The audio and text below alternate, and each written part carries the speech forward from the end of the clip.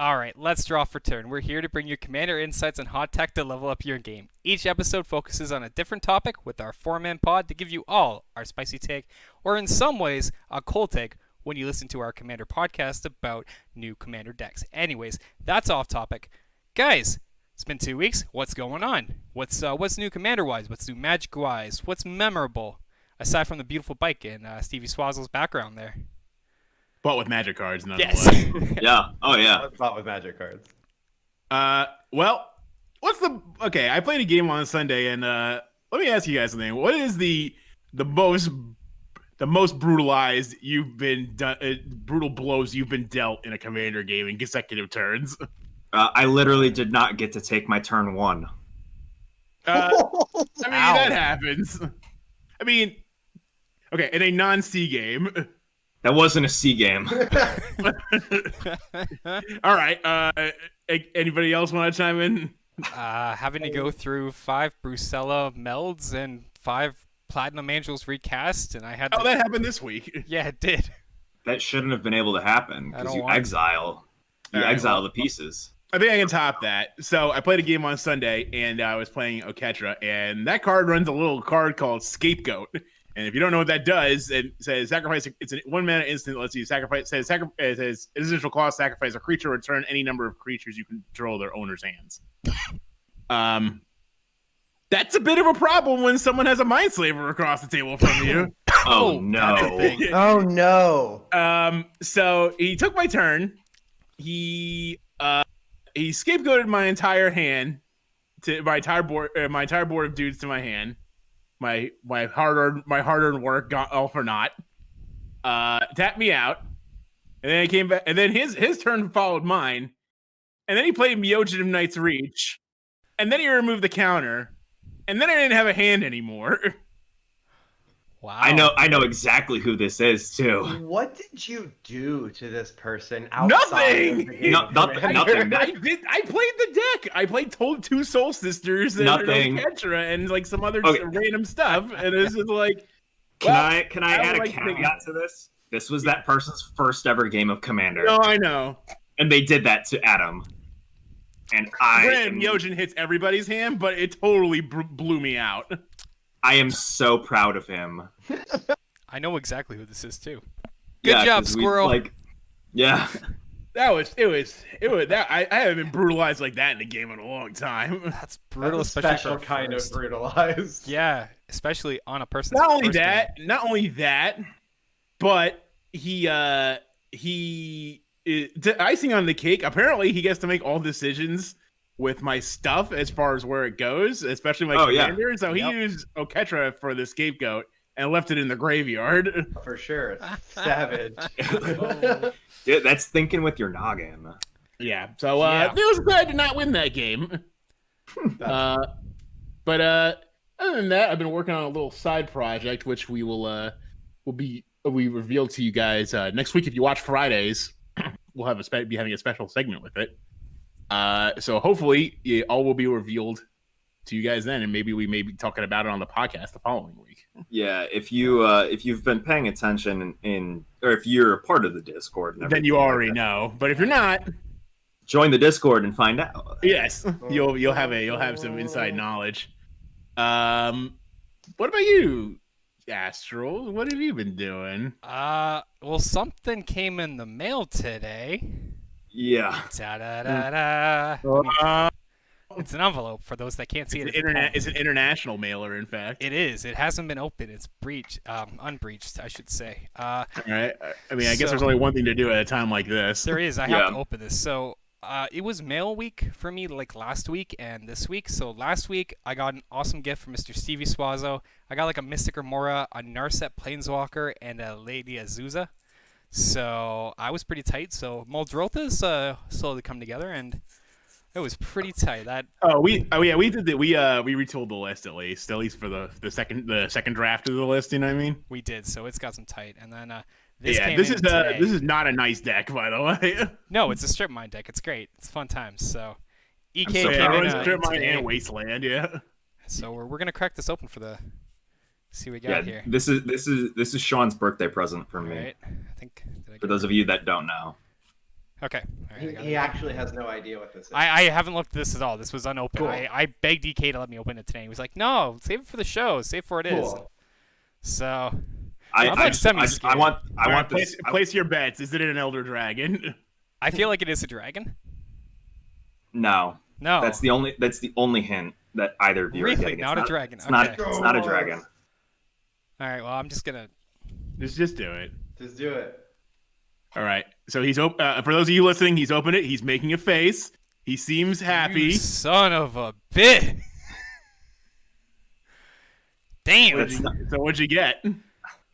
Whew, okay. It's an artist proof of a Psychrift. Yeah. That's nine. Oh, I actually was You're just now, looking you're at now the buying- owner of a Psychrift. I am an Hey. owner of a secret. This is never leaving the top loader. An artist proof cyclonic rift. So there are only 30 of those in the world.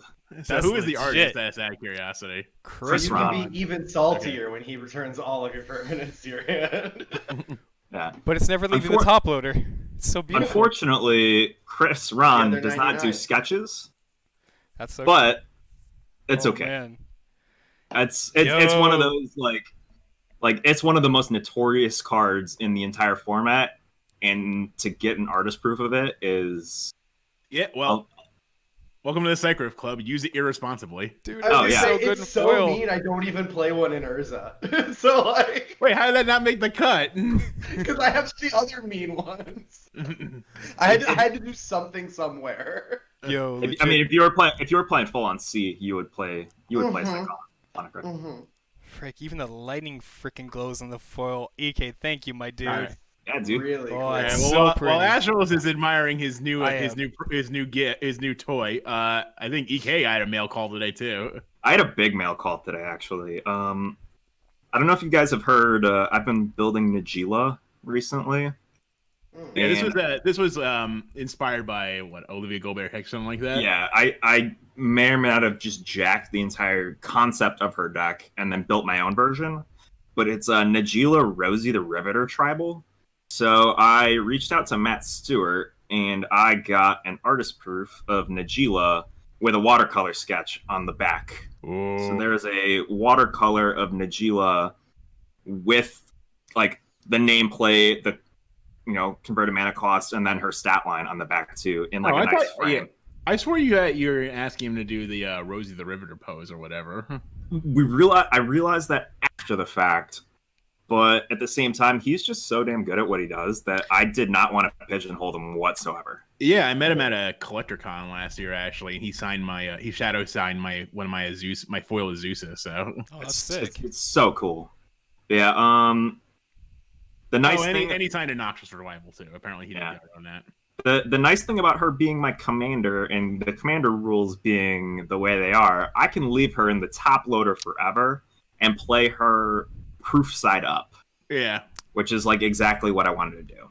she kind of looks like a That's poker. legit. The watercolor is kind of like a poker card or like a playing card. You know what I mean? Yeah, That's very yeah. appropriate for you. Yeah, so I put a picture of it on the Draw for Turn Twitter. If you guys want to take a closer look at it, and like the color on the photo does not do it justice in person. Like the orange is like bright orange, and the purple is like this like lavender color. It's such a cool contrast. But I also got a huge mail day from Mark Nestico and Nextridge Games in Tampa, who were doing sales over Twitter. So I picked up a bunch of like foreign bling and expeditions for Nagila as well. That's spicy. Yummy. So I got a Japanese Return to Ravnica hollowed fountain for like $6 and a Chinese Judgment Mirari's Wake for for $14, among other things. They've been doing these like weekend like Twitter sales with like this horrendously hilarious marketing involving pizza. Like they're the type of people so they're always like buying and selling collections and stuff like that. If you sell them a collection, they will send you a pizza. Like they will like call up a local pizza place and have a pizza delivered for you as a thank you. It's so funny, and I love it. Like that's such great marketing. Not gonna All right. lie, that's tempting. Stevie Swasso, what about you?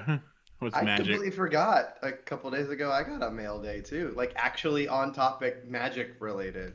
Okay. Whoa. I forgot I bought a secret lair. Oh, is it the lightning bolts one? No, I didn't. That's the one I didn't buy, to be honest.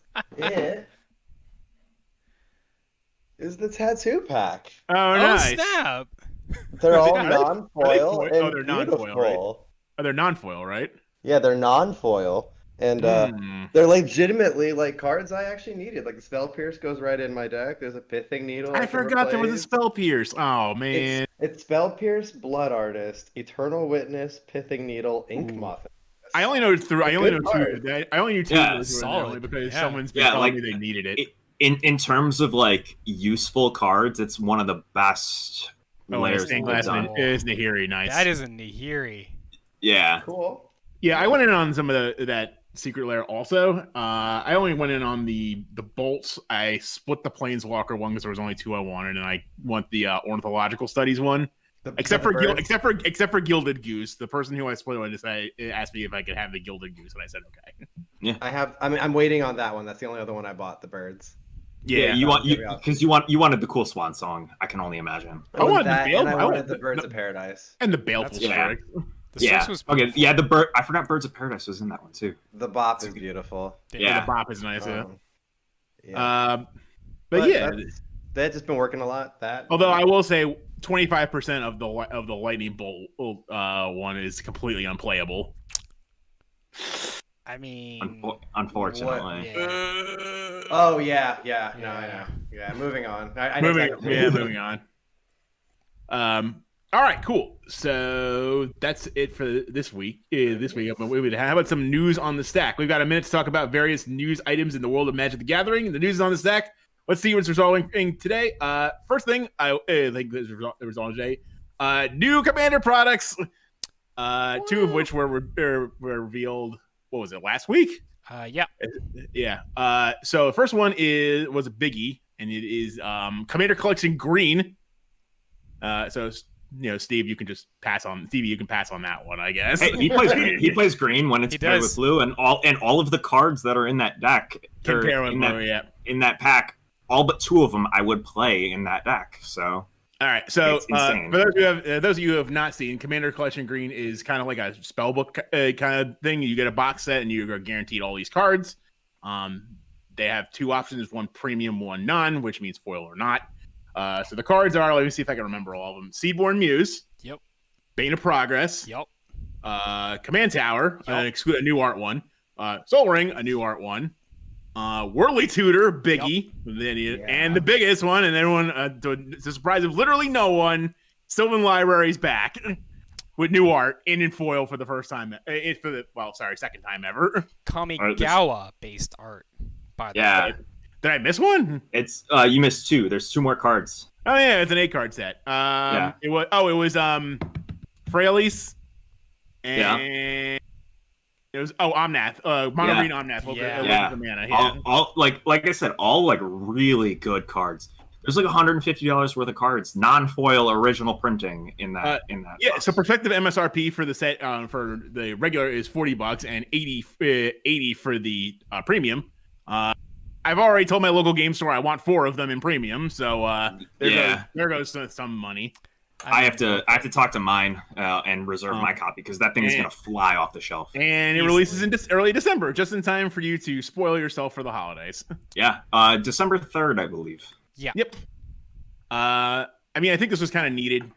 I think all these reprints are needed for the most part, except for like Seedborn. Seedborn kind of got reprinted a bunch, but the new art looks cool. It's a weird plant guy. It's like a Gardevoir. It's basically a Gardevoir. Let's be honest.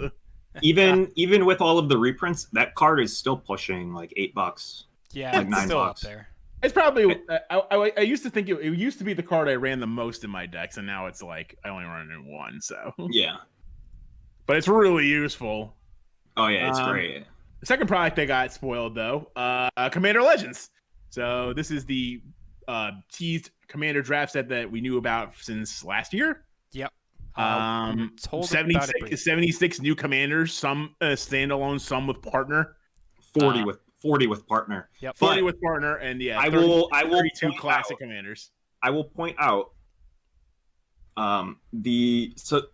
in terms of new commanders, so there's 71, right? And they've said that there are 40 partners. Yep. Well, if you add up all of the monocolored, all of the guilds, all of the shards, and all of the wedges, all the 4-color combos and 5-color, there are 31 combinations. And there's 31 other commanders that are brand new in that set. Yeah. So there's also some classic commanders returning. We know of one, Prosh, is coming back. Yeah, and he's to the delight of Astrals. I mean, Prosh is a dragon. I can't say no to dragons, but he was listed as a special set of special reprint commanders that they're doing. Yeah. In a new foiling called an etched foiling, which looked phenomenal in the video. Yeah, it's like gold leaf, I think. Yeah. Oh. It's all sparkly. Yeah, it's so sparkly.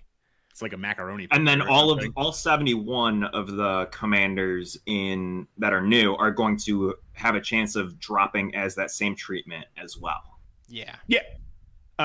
So there has been some concerns raised regarding this product. Does the fact that there are all these new partners coming out ruin Commander at all?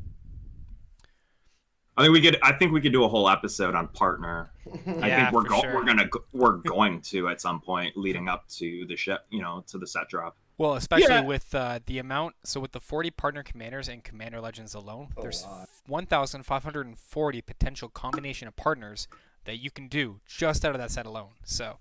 Oh, also, this set is draftable, by the way, in case you were concerned.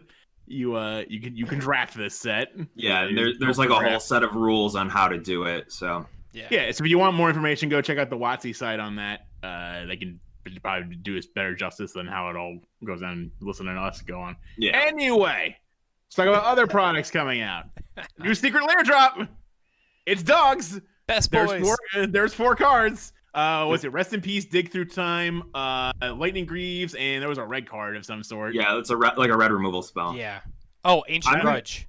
Yeah, Ancient Grudge, right. I'm gonna go out on a limb and say that this is one of the worst value secret lairs. Yeah. Also, where is the green card? Come on, there are so many opportunities here for green cards.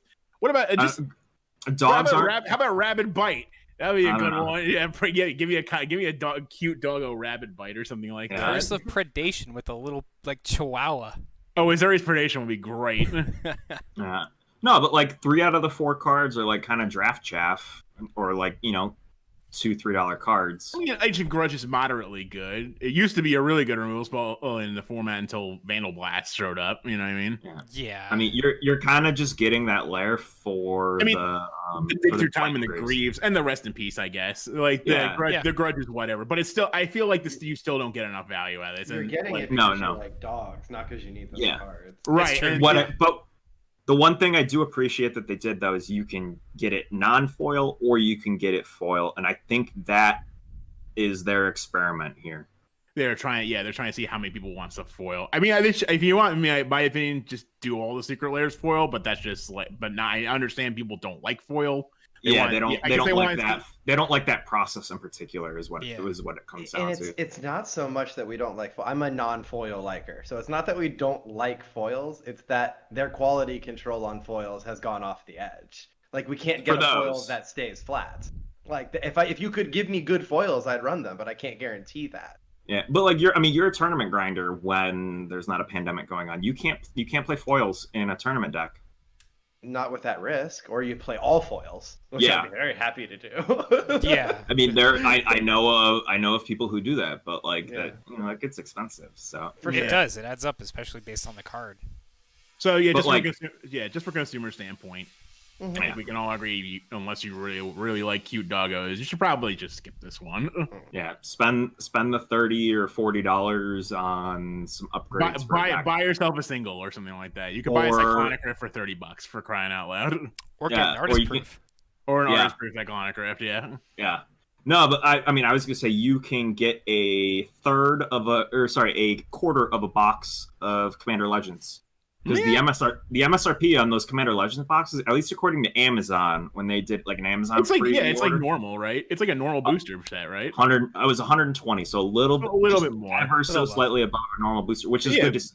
But that's enough to do. But 30 or $40 still enough to do a seal to that. You know what I mean? Oh yeah. Easily. You could do depending on the place, you could do 2.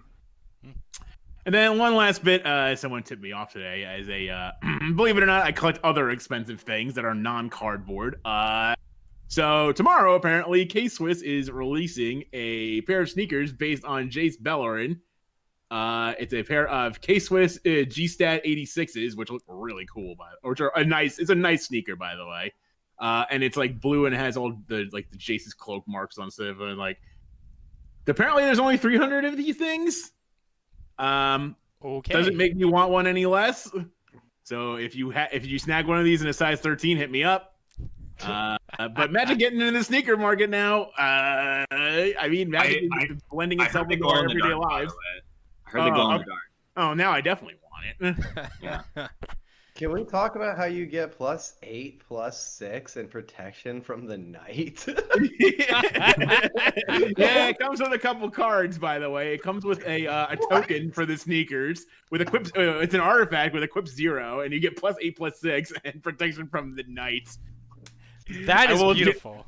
I will. I'm putting this in my deck, so you can. You also get the Planeswalker deck, Jace. Yeah, you get the Jace Arcane Strategist. Woof, not that good. Still a card. Although, like, it has like 2 abilities. It's like a War of the Spark Planeswalker, so it has a passive ability. Which is good. Counters for drawing your second card. It draws a card and also says you can make something unblockable. It's still bad. You get a 4 loyalty Planeswalker for 6 mana. So I don't know. I mean, thanks for the cards. I'll just take the sneakers. Yeah. It has no casting costs. So Magic dabbling into other niche collector markets. Your thoughts? Shut up and take someone's money. Yeah, take my money. I will buy those K-Swisses every day. I would rock like Liliana grips on my bike or something. Just sell it to me. Let's go. Hey, don't say that too loud. I'm saying it to everyone that needs to hear it. All right, well, that's all for news on the stack, and now we're going to get to our main topic: utilizing the combat step in Commander. And EK is actually going to be leading the conversation on this one. I believe I am the foremost expert out of the 4 of us on the combat step. So I believe that's correct. You refuse to do anything otherwise. So I just like turning things sideways. Yeah, I mean, saying figure it out. I mean, can't blame me for that. In the words of Marie Kondo, it brings me joy. I thought you were saying the words of Marie Kondo, math is for blockers. I was going to say the exact same thing, but Mahatma Gandhi. That's the rapper and poet Jimmy F. Wong. Yeah, math is for blockers. Yeah. Yeah. All right. So once you the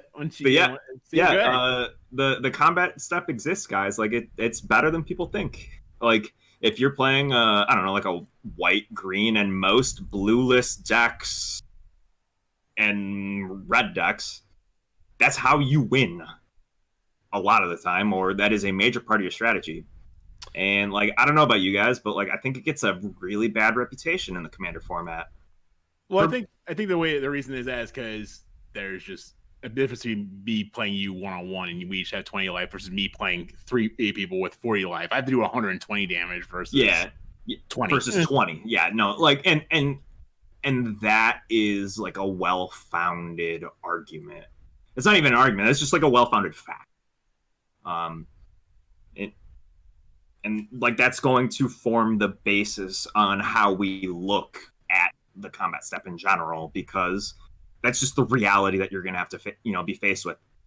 But the combat step is more than just a place to like tickle someone with your Llanowar Elves for 1 damage every once in a while. Like, you can actually. It does. It's not about tickling. It's not about the 1 damage. It's about making a statement. You assert dominance with your superior elf. That's a clear message. Yeah, there are legitimate strategies that leverage the combat step. But I think before we talk about that, like we should break down the combat step.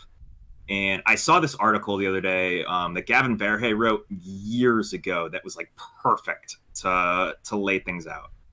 And it just sets up a good structure on how to think about the combat stuff and just things that you're going to have to overcome. And,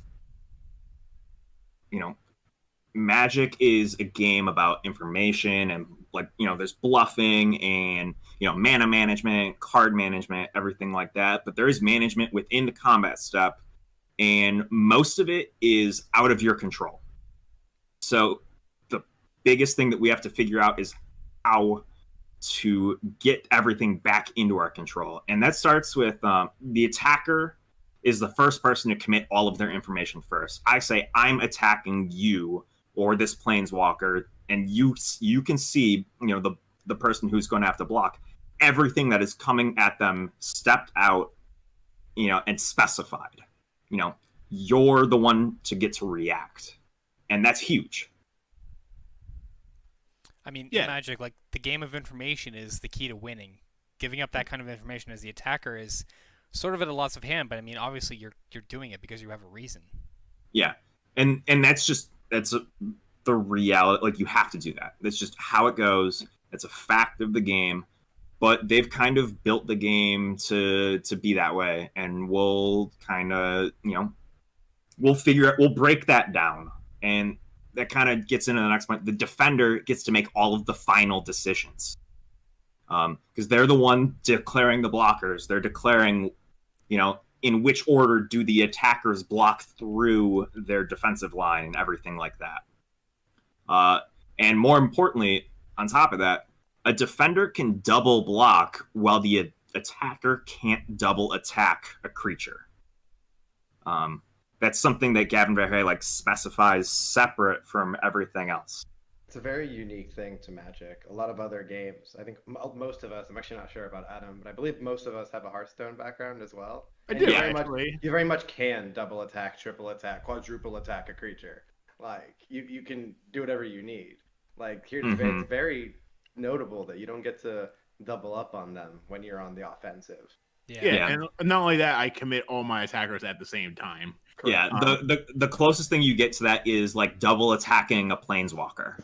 Yeah.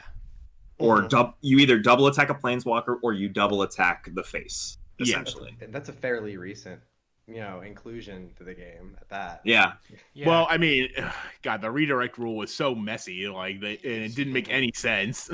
Yeah, the redirect rule and even planeswalkers in general didn't exist until 10 years ago.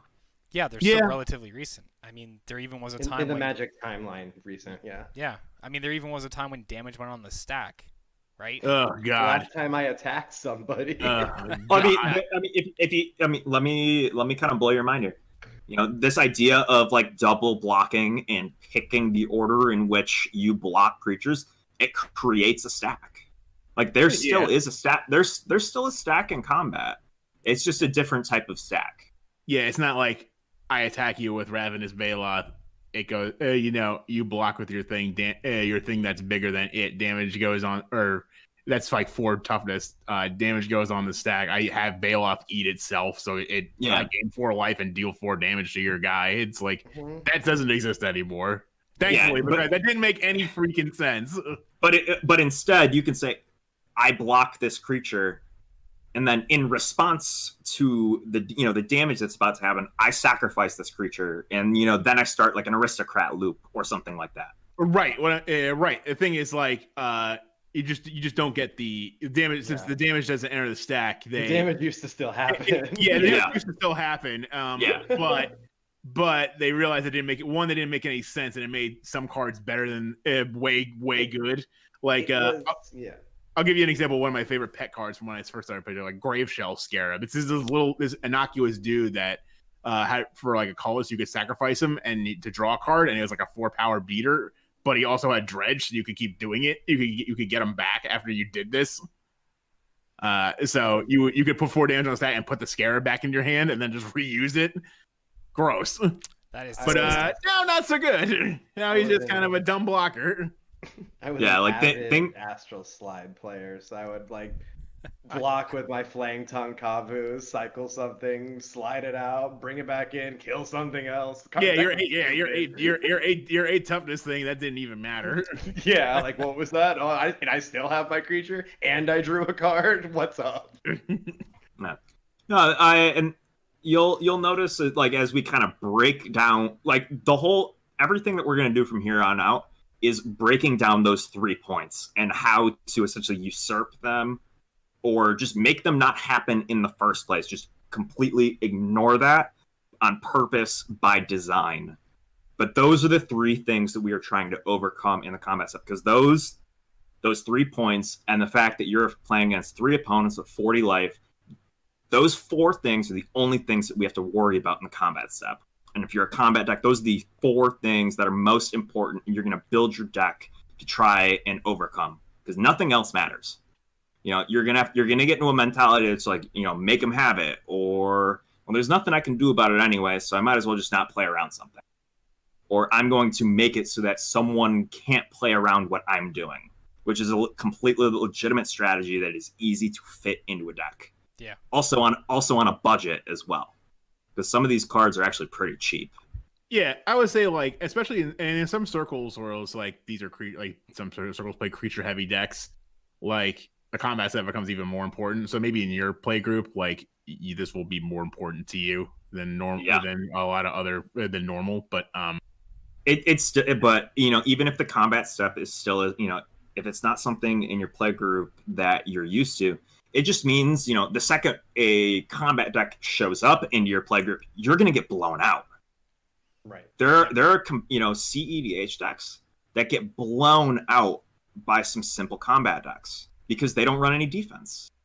They're light on removal. They're light on tax effects like Ghostly Prison and things like that.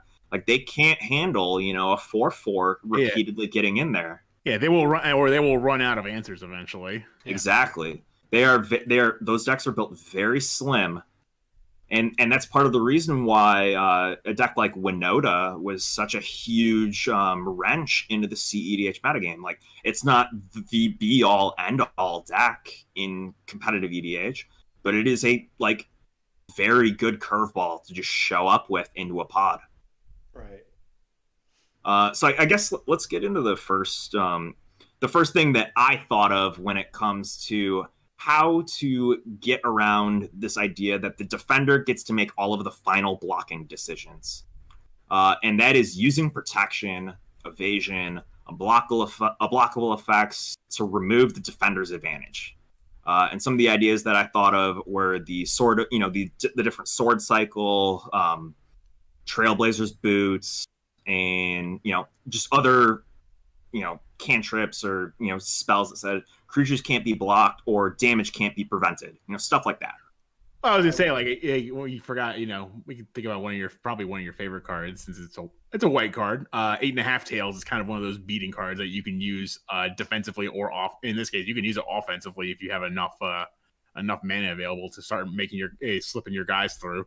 Extremely. Yeah. Well, and the thing, you know, the nice thing too, like, the swords are incredibly popular commander cards. Well, thankfully we got a reprint of them, so now they're a little bit more available. I didn't have any up until recently. Yeah, and you got them at the right time, because, as a side tangent, I've been seeing a lot on Twitter the past, like, day or two. People are starting to notice that prices are slowly starting to rise back up from their dip from all of the supply hitting the market. So if you're still trying to get some of those cards, get them right now.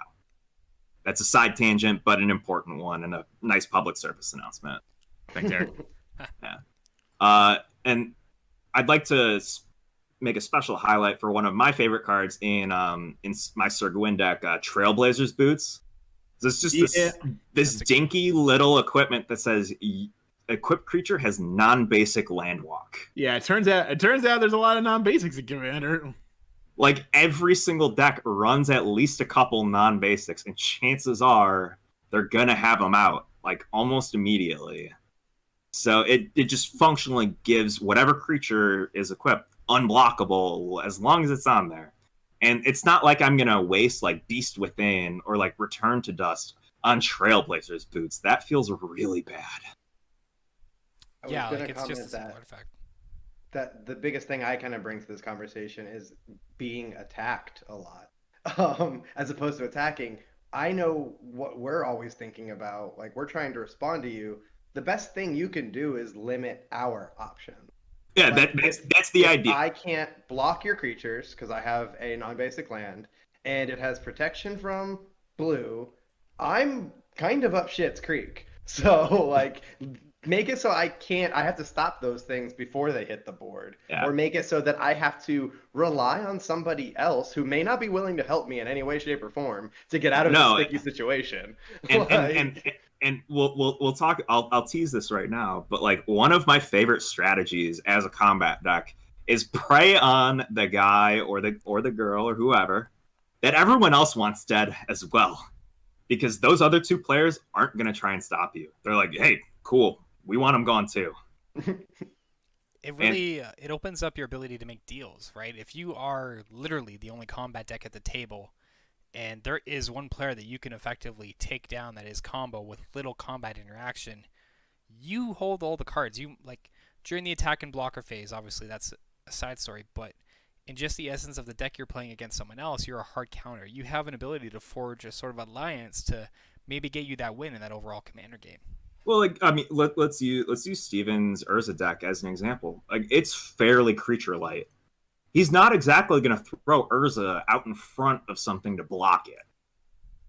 So this idea of the defender gets to make all the final blocking decisions. Well, what if they don't want to? Like, what if they functionally don't have a blocker in the first place? Put me in a situation where my blocker is my commander that I can't lose. Yeah, like the deck is completely built around the commander. They're not going to want a chance losing that. Like, you don't know if they have a pump spell or like a fight of, I don't know, like a fight effect or like a burn spell to just I'm not usurp losing Urza to a Llanowar Elf. It's not happening. Yeah. Okay. I want to see that. It turns out one Llanowar Elf with a giant growth is enough to take down one of the greatest minds in the multiverse. Yeah. I mean, Yeah, exactly. Like on top of this idea, like that there is protection and evasion and stuff, like there's other sorts of protection effects that aren't protection or evasion and stuff like that. There's cards like Dolmen Gate, which like Adam brought to my attention a couple of weeks ago. I'm so sad I don't own this card, but like, man, this card is actually kind of boss. So Dolmen Gate, for those who don't know, it's a 2-mana artifact from Lorwyn. It says prevent all combat damage that would be dealt to attacking creatures you control. So even if they block your stuff's not dying. I mean, they can prevent damage, but like they prevent the damage, but you're not losing the creatures. Yeah, that's your big thing. And creatures on board are a form of card advantage. You don't have the cards in your hand; the cards are in play and being proactively used. Yeah, it's a source of constant damage too. So it's not like it's not like a one-time thing. Like the amount, I know exactly how much damage I will get from one lightning bolt. I don't know how much damage I'm gonna like. I may get some amount of damage from like a Tajika or whatever or is on board. Like I may get 3. It may be more than that. If it's more than 3, that was really good. You know what I mean? Yeah. And that's a great segue because there's other protection effects like Tajik, Legion's Edge from Guilds of Ravnica. Oh man, dude, I got blown out by this card before. It was hilarious. Someone played Starve Extinction with this guy, and I'm like, oh. I've been playing. I've fallen in love with this guy because of Winota decks and Standard. Because like Storm's Wrath is a card, and like all of these other like burn based damage decks that like all these pings and everything like that. And Tajik says no, sorry. Like all your board wipes that are damage based, or like all these different pings from your teamer deck or your Izzet deck. Like we just don't care about that kind of stuff. And like I've developed a newfound respect for Tajik that I wouldn't have had otherwise, and it makes me wonder like why I'm not playing him in my commander decks more. Because like preventing all non-combat damage that would be dealt to other creatures you control is very powerful. The big thing with Tajik, it says other creatures, like Tajik still takes damage. But, he's a 3-mana 3/2. Like, that's very premium stats. Plus, he has haste. I think the theme of that deck where Tajik was like, Boros, stop hitting yourself tribal or something like that. So it ran like... That sounds about right. So, like, I was... They ran like Boros Reckoner and what was it? I think it was a card in the last Ravnica block. It was basically Boros Reckoner on like with some less abilities, but did the same thing. Like any damage it took, it dealt. Like so it was Nightmare. It was really hilarious. I mean, so there's Stuffy Doll, and then there's the Brash Taunter from Well, M21. those are new. Yeah, those are new. They Yeah. didn't exist at the time. Yeah. Although Yeah, they could go in that deck and it would be really funny. Yeah, no, that's like a huge Fire Song and Sun Speaker thing to do. By the way, if you're listening to this and you're an altar artist, I have a hilarious Brash Taunter altar I'm looking to do, so hit me up. But say you're not in red and like you just have white in your color pie. Mark of Asylum, it's a 2-mana enchantment, does the same thing. Yeah, plus enchantments are harder to remove. Exactly. But let's dive off the even deeper end. To another one of my favorite cards, Gisela, Blade of Goldlight. Oh, see, this is biased to a T, but go on. So she's a 7-mana angel. Okay. In Boros. So pretty expensive, but like you can cheat her out. Like that's no big deal. This checks all the EK boxes, by the way. does. Is Boros, is Angel. Yeah. So, I mean, her shtick is if a source would deal damage to an opponent or permanent an opponent controls, that source deals double damage to that player or permanent instead. So all of your opponents damage each other for double damage. If a source would deal damage to you or a permanent you control, prevent half of that damage rounded up. Yeah, this card's actually a problem when it hits the table a lot of the time. Yeah. This card ends games. And it like I said, a lot of the time, if you're doing like all of these other things that we're talking about, using protection, like giving her shroud or giving her hexproof and stuff like that, I don't know, consistently reanimating her, there's just nothing you can do about her. She is just going to be a fact of the game for the rest of the game. Like suddenly, like your little like 3/3 commander is hitting in for 6 commander damage. Like that's just under 3 hits or like 3 combat steps, and someone's dead to commander damage. Yeah, if I crack into it with like God Eternal Ketra, that's like 12 commander damage in one shot.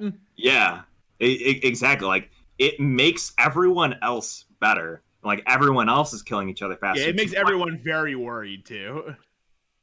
But like they're in certain situations, they're not worried as much as you would be because it is making their decks better. You're just not taking the brunt of it. Yeah, this is what we call a asymmetrical / fair card. Yeah. You're playing to the table basically, right? You're like, here are some added benefits, but the benefit for me is I'm taking half damage. I'm taking half damage, but I'm dealing double damage to you, and you guys are dealing double damage to each other. I was totally joking about the fair card. No, Gisela is extremely unfair, but for 7 mana, I expect nothing less. Yeah. Yeah. Also, she's a 5-mana flyer with first strike, so like not much is getting past her. No. Oh, and if she's blocking, she's taking half damage. Yeah, so you better have at least a 10 power attacker. Yeah. With first strike. Anything less and she's chumping, and chances are you're probably running like Lyra Dawnbringer or like some other buff effects because you're in white. Yeah. So like she's not going to be a 5/5. No, she's at least like a 7+ power most times, I would say, based on the Anthem effect that's going to be there. I mean, yeah, there's a reason why like before Aurelia and like all of those other commanders, she was the Boros commander. Because she would come down. I would make her as a commander. It's like let's just get on with it. Let's just get this over with quick. I got somewhere I gotta be. She comes down, if as long as she has haste and like a pump of some sort, she's killing somebody. Yeah, she's just need one. You need one more damage for her to murder somebody if she has double strike. Yeah. On top of non-traditional protection effects, why don't we just make our opponents unable to do certain things using using quote unquote your opponent can't unquote effects. So this idea of like I said before, we're just trying to take out all of the decisions from our opponents that normally that they would have. So cards like Grand Abolisher that say during your turn, your opponents can't cast spells, activate abilities of artifacts, creatures, or enchantments. So no Cyclonic Rift, no counter spells, no tapping, doing your artifacts, no sacrifice loops to kind of usurp blocking and taking damage and stuff like that. Like that's just dumb. So you can make mana and activate a planeswalker, or not at all? The only thing that You could activate a planeswalker. you can activate a planeswalker and you can make mana. But what are you spending that mana on? Yeah, no, exactly. That's So wild. you can only use Teferi, Master of Time. Yeah, and that's a recent thing. Yeah, Grand Abolisher is kind of one of those cards that's like flies under the radar. People forget about until they have to live with it. Yeah. Yeah. No, and like they're like that's just what I would say is like the most notable example. There are a lot of other different cards and a lot of different colors that do different things like that. So on the other hand, yeah, you can run it as a combat deck, but like say you're a combo deck and you have white, you can also run that in like a combo deck to prevent other people from stopping you to combo. Yeah, like it doesn't just have to be in a combat deck. Yeah, like stuff like that is just a very flexible thing. Limiting your opponent's decisions is a very powerful thing because normally they would be able to do that, no questions asked. And Marisi, the breaker of the coil, is a more recent example. Yeah, it's a pretty unique commander, actually, like in the grand scope. So this guy says your opponents can't cast spells during combat, and this is actually another thing I will probably address later. When a creature you control deals combat damage to a player, go to each creature that player controls. So you force them to attack and not you. Wow. Yeah. Like Goad is an incredible mechanic. Yeah, have you ever dropped Disrupt Decorum on somebody? It's literally real good. I have won more games because of Disrupt Decorum more than any other card I've ever played in Commander. And that is a fact that I am willing to pull up all the stats on. Like that card is disgusting. Yeah, because Urza and Friend don't want to go to combat, but you can make them. Yeah, I mean, her friend doesn't have to go to combat, but Urza do. Urza's swing, and the huge thing with Goad is they have to. So you're forcing, say you attack into an elf ball and like they get all of their stuff, something gets through. Let's just say that they're forced to then use their entire elf ball and like mana generation engine just so they don't have to attack and then lose it. Like, I wish they would make more Goad cards, honestly. Well, I hope they do, like, further down the line in Commander, probably, because Goad is actually, like, a pretty useful Commander effect and something that, like, makes the game speed up a bit.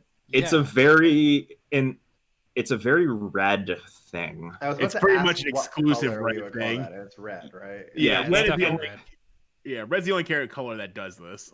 And I think as time has gone on, like white gets a really, really bad reputation. I actually think white is in a better spot than red right now, Commander.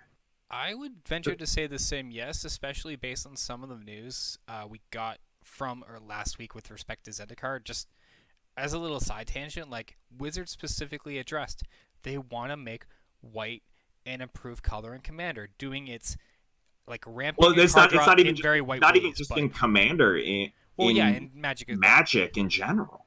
Yeah. But yeah, just like going on the Commander format, like they want to make white a better color, and they want to have it do other things that other colors can do in a very white way. And yeah, they are willing to let white play ball now, and they really haven't done that with red yet. Like red is still just like a splash color, I think. Well, no one really complains about red, and no, they don't. I think the reasons is because they do have some good stuff going for them, like Wheel of Fortune effect, and the like. They have that. They have like impulsive draw. Yeah, like they have their brand of draw, which is like really. They have their brand of ramp also, which is like guaranteed for the most part. Yeah, the rituals like Mana Geyser. Yeah, they have some weird searching. They do like their creatures are actually good. Like you get dragons and you get Big Daddy Perf and you get like other Krenko. stuff. The goblin stuff. I mean, I think the picks for at your commander are actually better for mono red just across the board. Yeah, for the most part. Yeah. The commanders themselves are better, but the tools that go in them, in their pool of staples, are generally weaker. I mean, have you seen what Mana Geyser does? Oh yeah. Like outside of like a few all-stars, I think the average commander quality card for red is a little lower because red's whole thing is like, 2 damage here, 3 damage there. Bolt you doesn't do a whole lot whenever. Yeah. 40 life. Unfortunately, a bolt doesn't do that much in Commander. Yeah. There's a big difference between Bolt in Commander and Bolt in literally any other format. But speaking of dealing damage, I was gonna say before we segue, maybe there's also like another effect I think I want to talk about. That says bring it up. Let's crack it wide open. There's also your opponent's must effects, which I like a lot. Like stuff like especially forcing them to attack. Like not just what goes, like saying like there's one that says all creatures have to, I think there's a card that says like all creatures must attack, all creatures there's a few block. I think it's called grand melee or something like that. Yeah. That card's a beating. Yeah. The like, you know, goading your opponent's creatures is one thing, forcing them to attack, but when you force everyone else to have to block on top of that too, like that is equally as backbreaking. And then going along with the opponent's can't thing, there's also like cards that determine what is allowed to attack as well. So like you can attack on more things than your opponents can. Yeah. Like I'll give you an example. So like Miri Weatherlight Duelist says when she's tapped, only one creature, your opponents can only attack with one creature and only block with one creature. Yeah, well, and then there's cards like Iroas that say all of your creatures have menace, and menace is your creatures can only be blocked by 2 or more creatures. Menace, what a underrated keyword. So like you can't just chump a creature. Like you have to commit to doing it. Yeah, but like I remember one of the decks I built back when I first came back to Commander, just because I thought it was kind of a funny deck, was Thantis the Warweaver, and he forces everybody to attack all the time, and like people want to get come at you, and then you just have this like enormous spider, but you get some other benefits too, and it's like it was basically Jund like let's mess with the let's take control of the combat step foil and tell people what they can and can't do. Yeah, it was pretty effective. Yeah, no, I've seen some pretty nutty Thantis decks, and like it kind of fell to the wayside in that Windgrace precon. Well, it's because none of the supplemental commanders didn't add anything to do with what the deck actually wanted to do. They kind of were just in there. Yeah. So they kind of just got ignored. Also, like giant cat planeswalker. I mean, come on. Yeah. So moving on to the last part of using your opponent's can't effects. There are cards that say your opponents can't gain life, or players can't gain life. Rampaging Ferocodon. Yeah, MVP. Rampaging Ferocodon is one in red. There's a Rakdos one that I really like called Everlasting Torment. That takes it even a step further. So players can't gain life. Great. Damage can't be prevented. Not that comes up that often, but you will run into the occasional Spore Frog. So like Spore Frog, Glacial Chasm loops, you know, land strategies are very, very popular in the format right now. They do. A lot of them use Glacial Chasm for sure.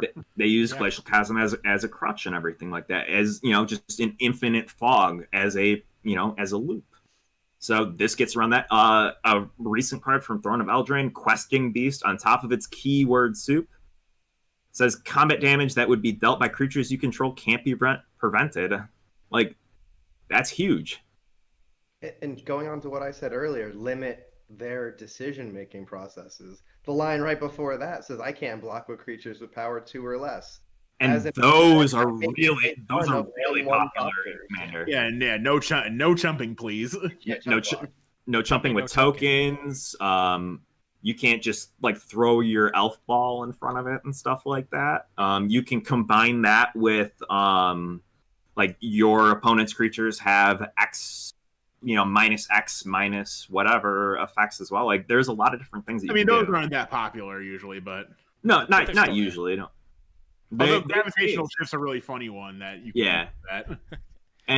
And the last card on this list, like we'd be remiss if we didn't mention, one of the ley lines at some point in some episode. Yeah, the one that no one remembers. Yeah, the red ley line says players can't gain life and damage can't be prevented. Like, and it's potentially free.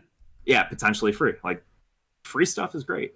Free stuff is good. There's also stuff like Stranglehold. That's that's more for searching and stuff like that. Yeah. But there's other stuff that just says, I think more so like gaining life, the aspect of not being able to gain life. Yeah, that's the big one. And that's part of what we're saying. Okay, that 40 life that you have, that is all you're gonna get. As long until you could deal with this thing, this is all you get. And then sometimes it matters. Like I remember there was that one it was the Ravnica Guild Showdown episode of Game Nights where it would because Rachel had that Erebos out. It means that Josh's Sunsong Fire Speaker deck didn't work as well because he could never get any life. Yeah, and that's like literally half the point of that deck. And his main win, one of his primary win cons was Reservoir. So Reservoir Reservoir just didn't work anymore. Yeah. I'd like to make a quick point real quick. I don't know if you guys have noticed a trend with all of the cards that we've talked about so far, but there's no blue cards. Yeah, blue doesn't really care about combat except for like 1 or 2 choice cards, like Nezahal. Yeah, Nezahal is one, but blue has a unique take on dealing with the combat step. I mean, look at like Aethersize, look at Reigns of Power. Those they care if they're getting attacked. They're exactly. They're not being the aggressor really. No, the way they aggress is through evasion, for the most part. But it's they have flyers and stuff. They do, but like they play to their blue strength. They play reactive. They're not proactive. Like these are all proactive cards.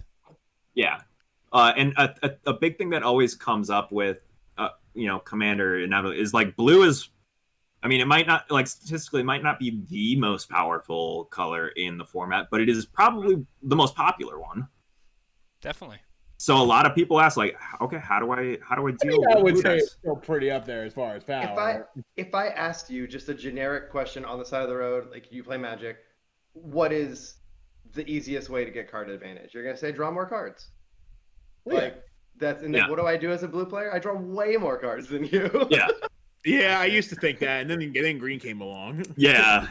But like, I mean, look at the most popular green in like every other format right now. Look at the most popular green decks. They're paired with blue. They are. Yeah.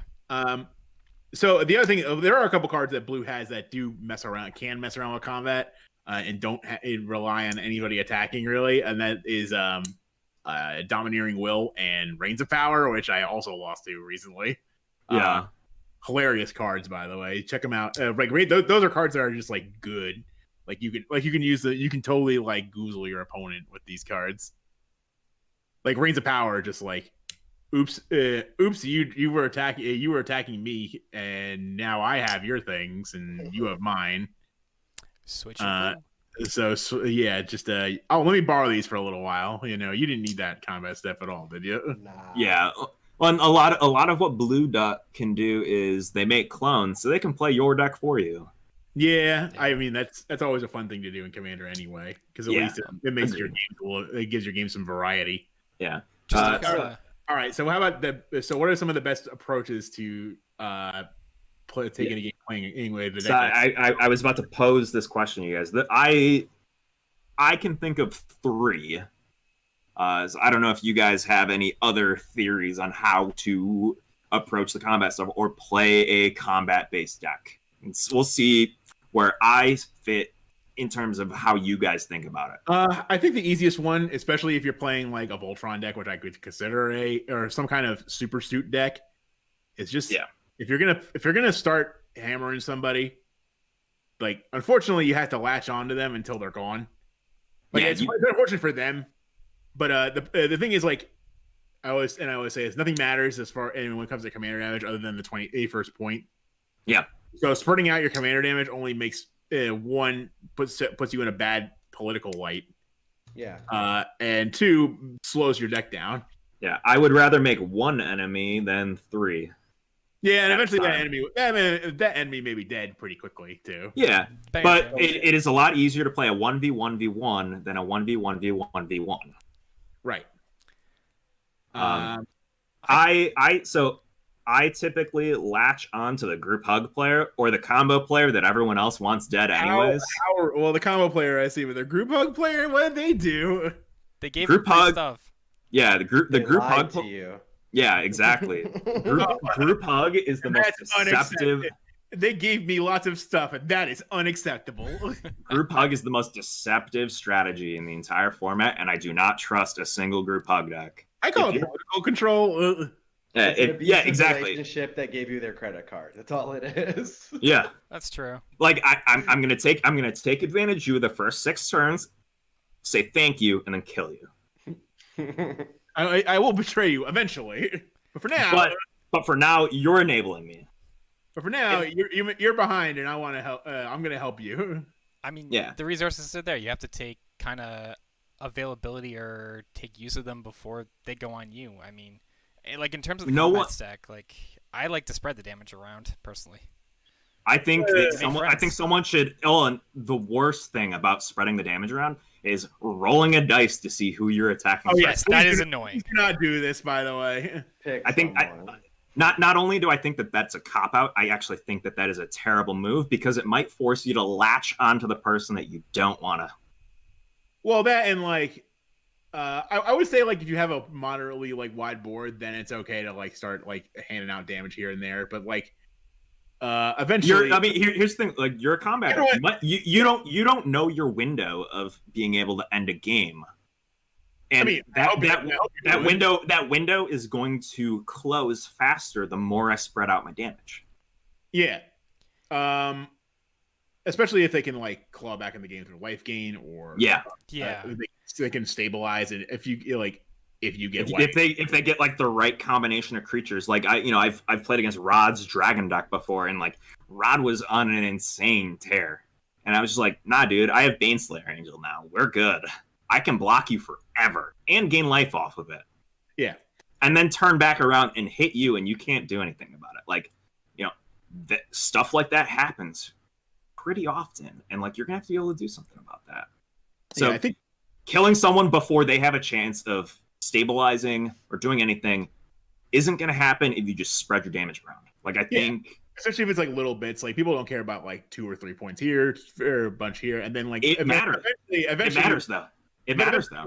Yeah, I mean, but eventually you have to like make a decision of like, okay, who can I not deal with if this goes on much longer? You know what I mean? Yeah. Absolutely. And a lot of it comes down, sometimes it comes down to preemptively judging a book by its cover.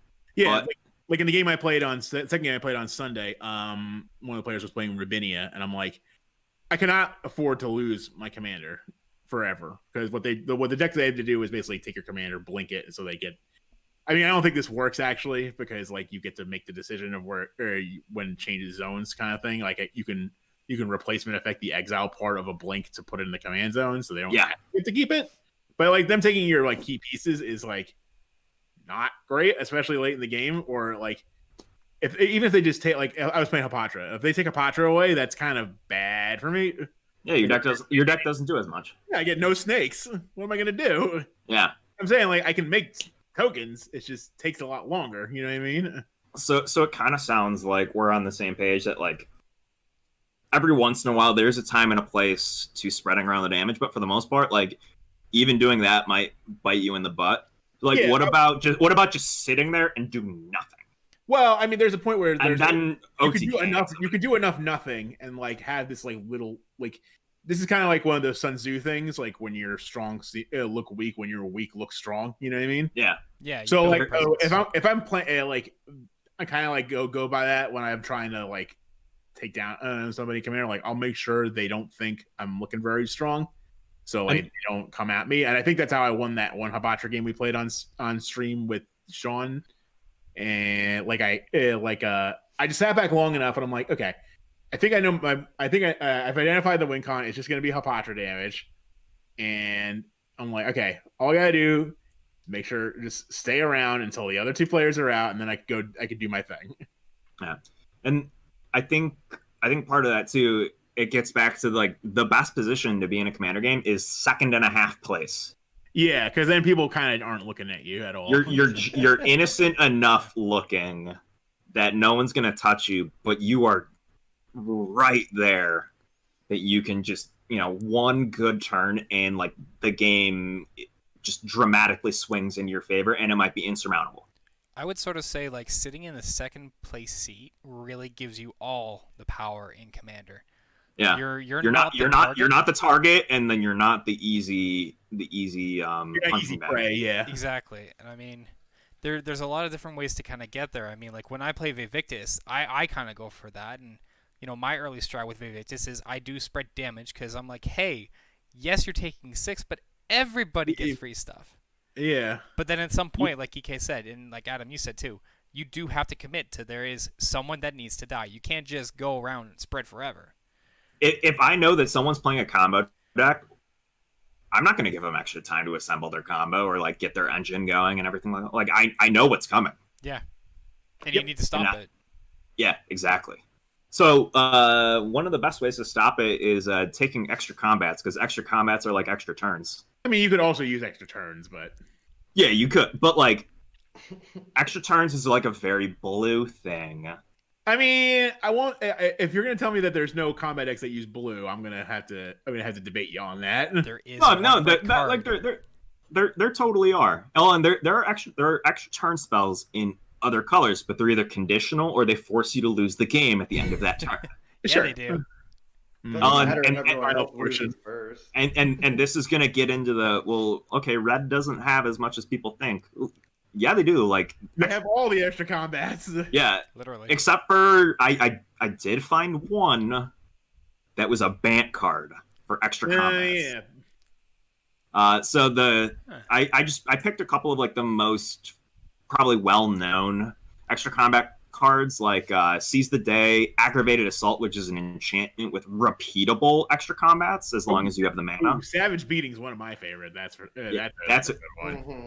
I'm a fan of that one too. Aurelia, the War Leader, is like obviously my favorite. That's probably the one I see the most, honestly. She is beautiful. It's I mean, Aurelia and Godo with Helm of the Host is just an instant win. Yeah, there's the classic dragon related combo, Hellkite Charger and Savage Ventmaw. Yep, that's a very true one. Yeah, Najila has become close to my heart. That's a Wooburg.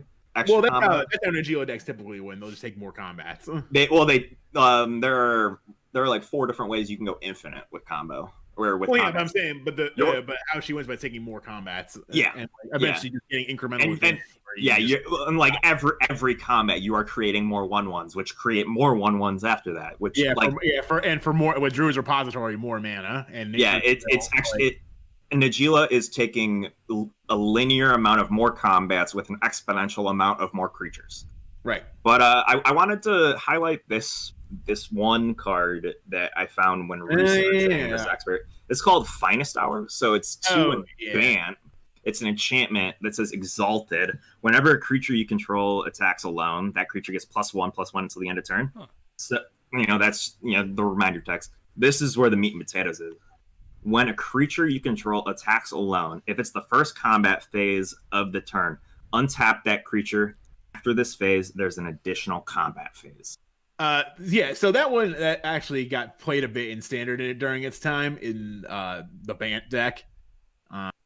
It basically got comboed with Rafiki the Many, which is also a really cool general to use for Bant. It's like the only Bant combat matters general. Which is really funny because that's Rafik on the art for Finest Hour. It is. Yeah.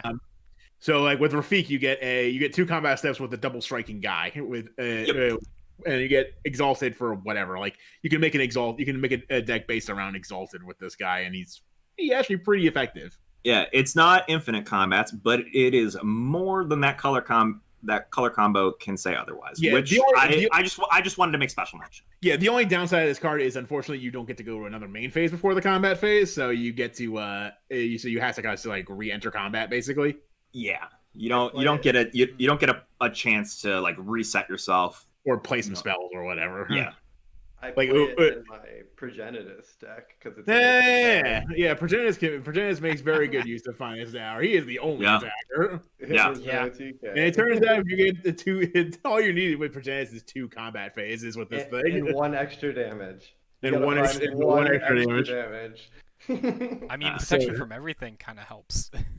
Yeah, I mean, yeah. The funniest text I think in all of Magic protection. What were they thinking? It's like we got lazy.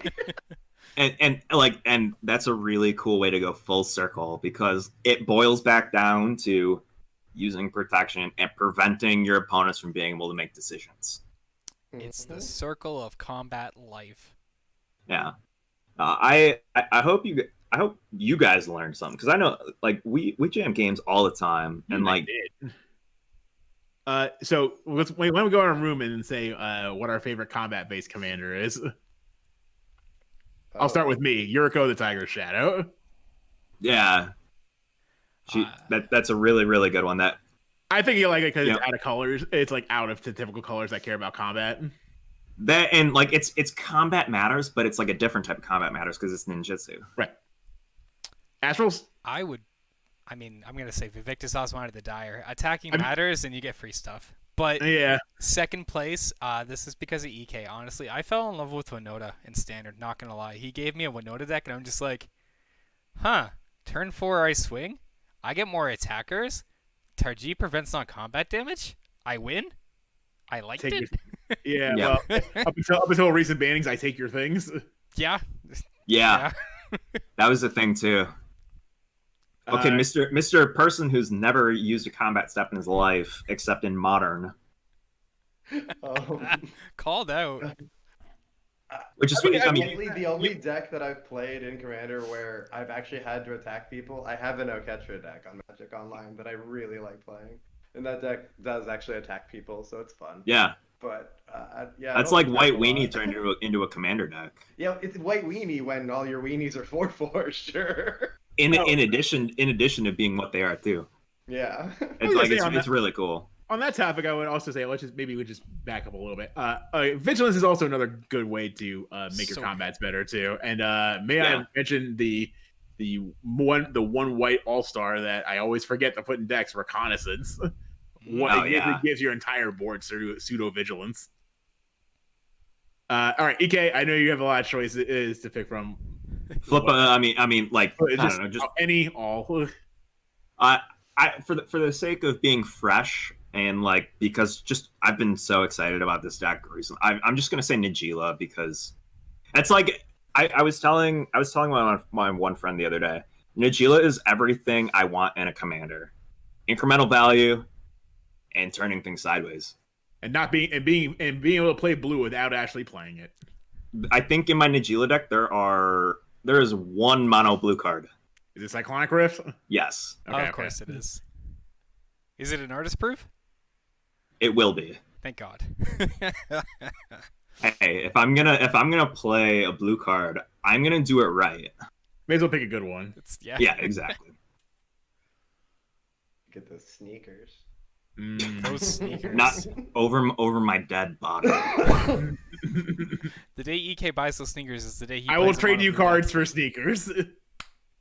Yeah. On that note, if you manage to get your hands on those sneakers, please write to me on Twitter at @des_Adam, and I will give you cards and money for these sneakers. Size 13, please. That's the caveat. They gotta be size 13, but you. I gotta be able to wear them. God. I mean, do you? No, I'm kidding. Yeah, I mean, yeah. I don't buy sneakers and don't wear them. I'll put it that way. That's fair. You're doing it right. Well, Professor EK, I think you taught class pretty good today, man. It's my most passionate topic. I'll be honest, I learned a couple things. I completely forgot Finest Star was even a card. So I learned something. Today I learned that wither is a named keyword. I knew the ability, but I didn't know it was called wither. Yeah, it was like a big focus of the Shadowboard block. Yeah. I guess like my biggest point, like, you know, researching this and like, you know, functionally presenting it to 3 people who don't use the combat set very often. Remember, we exist, and you do have to watch out for it. It gets a really bad reputation, but it is a fundamental part of the game. I will say this, please, and with some exceptions, please at least consider if your deck can win in outside the combat step, and that's usually a good idea to make your deck more robust. Yeah, that's why the CEDH version of Nagila runs Oracle Consultation. I mean, yeah, that makes sense. Well, guys, that was exciting. I'm gonna have to take some notes because I think I got a few things to catch up on. So I'm not called the guy that doesn't use the combat stuff very often anymore. Yeah, well, like you probably use it a lot more than you think, but like I there do. are some of these things that like we talked about that you can like immediately put into all of your decks and like it would significantly power them up. Oh, for sure. I mean, I'm getting some ideas for like Seize the Day and looking at like Everlasting Torment too, because like that reminds me of like Havoc Festival as a Rakdos card, which is the same lines. Players can't gain life, but what a lovely card. oh, it's so good. But That'll speed the game up. but like things along that line. So like I've got some homework to be doing because I might have another new brew I got to finish up. That's what I like to hear. Well, guys, if you have any suggestions or think there's any cards that we may have missed on ways to utilize the combat step, hit us up on Twitter, hit us up on Twitch, hit us up in the Discord. Let us know what you think. Adam, you want to take us through our closing remarks today since I think I took your line?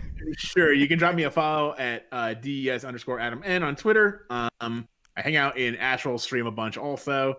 We do our Eureka Commander Cold Brew segment once a week. Maybe some new segments coming your way pretty soon. We're chatting about it. But shout out as far as I'll do my usual LGS shout outs with an additional one this time. Shout outs to Top Deck Games in Westmont, New Jersey, the comic book store in Glassboro, New Jersey, and Ron's Comic World in Mount Holly, New Jersey, who was gracious enough to sell me a somewhat discounted Secret Layers Ultimate Edition. So I now have 5 fetch lands in a box. So It is a nice box. Thanks for that. And thanks for buying some of my Double Masters chaff that I didn't want. That's all You can find me on Twitter and in Twitch chat at Ekiv Cards. Shout out to my local game store, Games Plus, in the Chicagoland area. And then I have 3 special shout outs for this episode only, and probably moving forward. I'm sure Matt Stewart's one of them. Yeah. Shout out to Matt Stewart. That's besides the point. But shout out to Mark Nestico and Rusty from Energy Games, Next Rich Games in Tampa, because they have really helped me bling out my Najeela deck on a budget, mind you. Like when I said that they have the best deals for cards, like it is unbelievable. Like how much they are willing to barter and talk, and like just they genuinely want to get good product in people's hands, and it was quick too and painless. Plus, the Twitter accounts that they use and everything like that are really, really funny. But the other one is to Gavin Verhey, because I used one of his like 5-year-old articles about the combat step to like formulate everything, so I wouldn't have been able to do that without him. And then all the Boros, all the people fighting the good fight out in the Boros Legion, because this is our bread and butter, and I mean, you don't do much else.